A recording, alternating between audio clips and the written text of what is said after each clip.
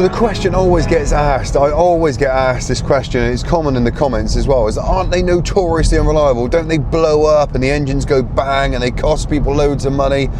Well, the honest answer is, yeah, sometimes they do. But there are ways to mitigate that, or as much as possible anyway, and I think the first thing and the most important thing is to understand why that happens or how that happens. So that's the idea of this video, because Range Rovers do have a bad reputation, yet so many people own them. Why is that? If they're so notoriously bad, why do people own them? Is it because the people that own them have got so much money they don't actually care? Well, no, I don't think that's true at all, because I own one and I'm not in that position where if it turned up with a £6,000, £7,000, £8,000 bill, I'd just pay for it and be done with it. That would absolutely hurt. So I think for all of us and all of you out there that are like me, that want to understand, shall we say, if one of these cars is something that they can enjoy and afford and run, then this might just be one of the best videos you can watch, hopefully. So let's go through exactly what the woes are with the Range Rovers and how we can mitigate that happening. So the first thing, let's talk about general maintenance and repairs.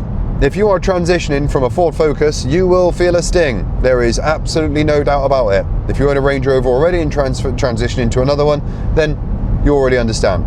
But if you're all of a sudden deciding that you want to make a jump into a Range Rover, you do have to understand that they are considerably more money to run than your everyday car. They are big wheels, which means big tyres. They are heavy trucks, which means big brakes. It means they are heavy on suspension. They have big heavy duty 4x4 systems, a big 3-litre engine, sometimes the 4.4, with turbos attached to it, a nice big gearbox. The engine takes loads of oil. The car's under strain all the time because it's towing 3 tons worth of truck around. The car's heavy duty. They're heavy on things. There's no secret. There's no secret to that at all. They are just heavy on things. Your generic things are going to come up more often than an everyday car, and they're going to cost a lot more money. For instance, tyres, even for a smaller wheel like I've got on mine, the tyres are £100 and something each, easily. The brakes are a few £100 for the fronts, easily. For the rears, again, a few £100 easily. A service, for a basic service, will cost you anywhere £250-ish, £100, I would think, to a major service, which is going to cost £600-700. Then there are additional maintenance items. Diff, transfer box oil, gearbox oil, those things have got to come into consideration. That's going to cost you a couple hundred, several £100 a time, depending on what it is you need doing. Cam belts. It is a big old belt. There is a substantial labour time attached to it for the Range Rover. There are 2 belts, and that bill is going to set you back close to £1,000, I think, realistically, depending on where you get it done. If you get it done at a Land Rover specialist or something like that, I would imagine it's going to touch 4 digits closely. An independent garage, £600-700 maybe, something like that. But that is something you have to consider. Air filters, they've got 2, for example. 2. It's already twice as much. They take lots of oil. They don't like cheap parts. So again, you've got a budget for that. I think that's where most of the problems come from, is the general maintenance. That's why you see these cars end up being sold for peanuts, and people get stung because they've been run on a shoestring. They think, oh, that's a cheap Range Rover, what a load of car that is. I'll have a stab at that, and then before you know it, you've got an itemised bill as long as your arm, with a total of thousands of pounds to shell out, because the suspension's shot, it needs tyres, really you need to do brakes, it's got oil leaks, it needs this, it needs that. It's just, that's where people come unstuck really quickly. So I think that's the first thing to talk about and uncover. You've got to understand these cars, you can't run them on a shoestring. You can't. You just absolutely dig yourself a massive hole. Don't do it. So actual unreliability, what are the common traits with the Range Rovers? Well, the electrical systems are known for being a pain in the ass. And to be honest with you, although that's a common thing with them that I read in here, I haven't seen it on my cars much at all. Sometimes it does have some, they do have some, definitely, yeah, but you've got to imagine some of these cars, the use of them is agricultural or industrial, so they're used across fields, on sites and stuff like that, where you're going to get grit, crud, water, all kicked up and things underneath, and that can interfere with the electric sometimes. But again, I don't see it come up massively, and the nice thing about it is there are plenty of people around that will touch these cars, independent garages, specialists, auto electricians. I haven't ever actually come majorly unstuck with the electrics of one of these cars yet. So the engine itself then, do they blow up? Yes, they do. They have done. They absolutely did. The one I have had, actually blew its engine when it was 3 years old with 16,000 miles on the clock. Why? I don't know exactly, but on that front there are a couple of things that I've read into that could be the cause of it. And the common failure is the crank fails, or there's a reason that the crank snaps or breaks, should we say. So what can happen with these cars is there is a manufacturing defect apparently going around on some of the earlier ones, whereby the tolerances or something just aren't 100%. So what happens is, I think it's the bearings or the shells, they warp or come unseated or fail, and what that does is it starves the engine of oil essentially, so it just goes pop. There's nothing you can do about it. It just goes bang, catastrophic failure, big problem, new engine required. That's something that goes. Another thing that I see, and I've read actually, Oil Lab did a study on one of these cars. I'll try and find the link in the description. I found it via a Range Rover Sports forum, and it was really interesting because these cars are known for diluting their oil horrendously, and that is caused by typically short journeys, constant short journeys, being left to run, which okay, and cold starts, horrendous amounts of cold starts, but I don't know how you can mitigate that if you need to start it all the time. I guess just check your oil regularly, check your oil. But yeah, what happens is the engine dilutes its own oil. So what happens is the car chucks fuel into the engine, excess fuel, to burn off all the deposits, dirt and debris from the engine. Now, if the car can't complete its burn cycle, its DPF regen cycle, that unspent fuel gets pushed into the engine. That dilutes the oil grade so that the oil is thinned out and it doesn't lubricate the engine properly. What happens then is the internals get hot, they expand, and basically the engine locks, essentially. The engine, again, it's complete failure. Well, at that point, there's nothing you can do other than replace the engine. So I think the way to mitigate that is understand that these cars need to be put on a run every now and then if you do a load of short journeys. The DPF cycle's got to be completed. Garages can check your DPF soot content as well, and they can check when the car last did a regen. That's a good thing to do if you do a lot of short journeys. And the other thing is keep on top of your fluids. Check your oil regularly.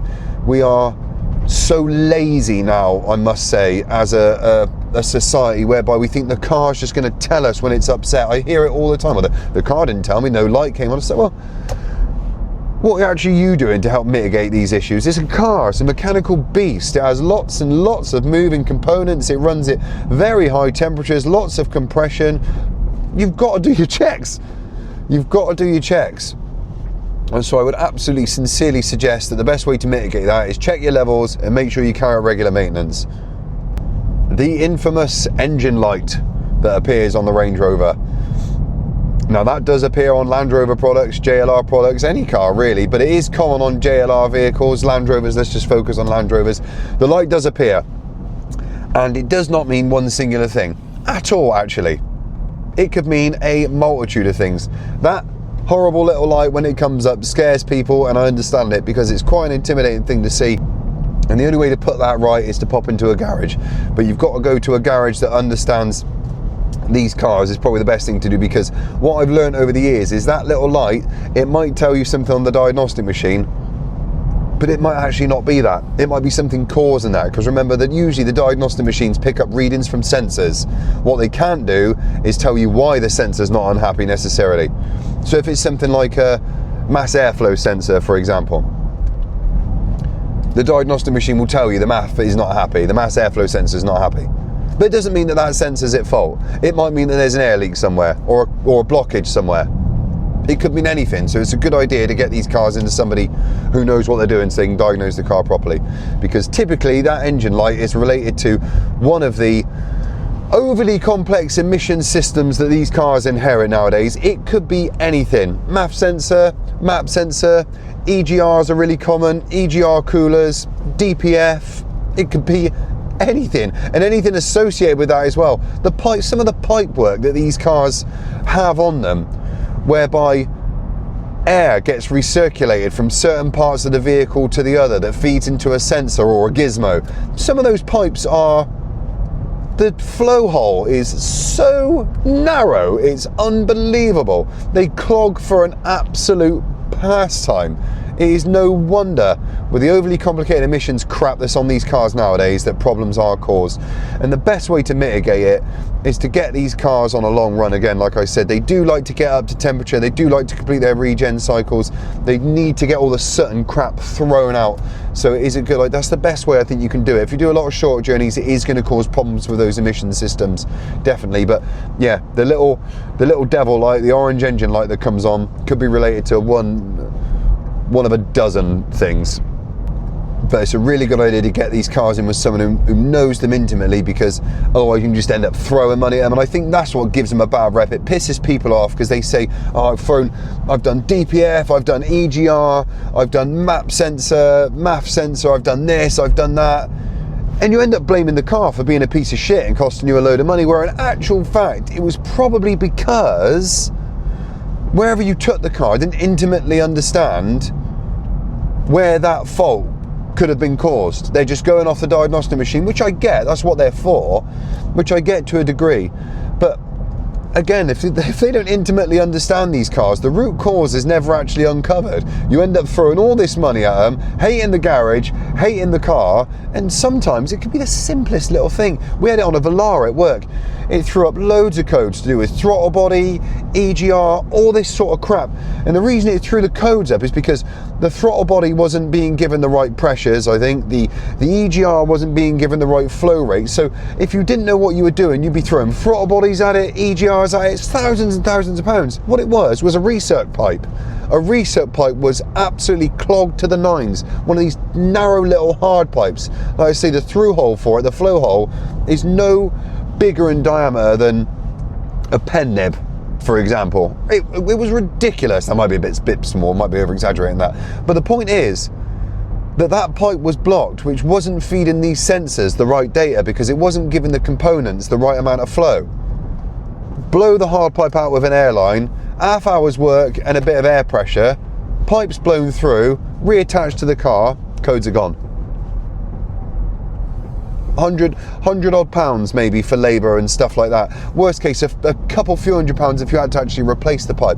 But instead of throwing thousands and thousands of pounds at it. And that is just because we know a little bit about these cars, where we can dig a little bit deeper and not just throw money at it replacing sensors and components that the diagnostic machine comes up with. I think the complexity of these cars and the emission systems really unsticks the customers and the garage sometimes.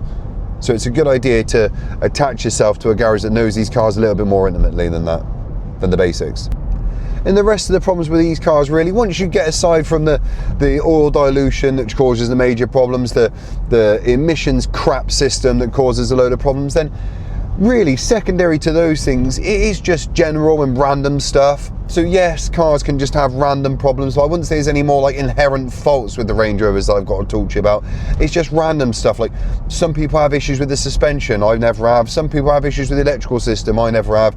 You can have, with any car, just random issues can come up, right? But I think a lot of the other stuff is secondary to the major stuff, and it's either random or age and mileage related. You've got to understand that these cars, if you buy them second hand as well, they're big heavy cars, you don't know the heritage of the car. Things like turbos, if the car's been used, you know, a man or a woman doing loads of miles on the motorway every year, that's what the car's for. The turbos are probably going to last substantially longer than someone that's just doing runabout towns where they're spooled up all the time, or someone that's been towing where they're spooled up all the time to pull a load of weight. It's things like that you've got to consider, I think. You need to understand that these cars have a variety of uses because they fit so many purposes. Knowing the heritage of the car might just help you out a little bit going forward. But I think everything else secondary to the major things we've talked about is either random or age and mileage related. And that's it, I think. I don't want to scare people off. There is an option to purchase a warranty with these cars. I know I go on about them all the time. Please understand, I am not sponsored or given a little kicker from any of the warranty companies or anything like that. I don't work for a warranty company, but I've experienced the warranty and it has unstuck me on more than one occasion, to be quite honest. And if you haven't got, you know, piles of money to just throw at these cars, if you're not in that position where you just don't give a shit about how much they cost to run, then a warranty could be your best friend, really. Due diligence and a warranty, the pairing of those two things could really, really help you out. Because I want people to enjoy these cars, but at the same time, I want people to not buy them if they don't fit the bill. It's really important that. I'm just as happy to understand someone that's learned from my videos and has set themselves up and budgeted and gone out and bought a Range Rover and is happy. I am equally as happy to understand that someone who's watched my videos has said, you know what, after reading, listening to your videos and watching your videos, the cars just aren't for me. That style of motoring is just not for me. I'm equally as happy to learn that, definitely. Definitely. And I think that's where I'll leave the video. I'll say thanks so much for watching. Please do leave a like. It massively helps the channel out. Do comment. I will engage with as many of you as I absolutely can. I really enjoy reading the comments, definitely. And above all, do subscribe. We'd love to get some more followers. I've really enjoyed where we've got to so far. So again, drop a like. Thanks so much for watching, and I'll see you in the next video.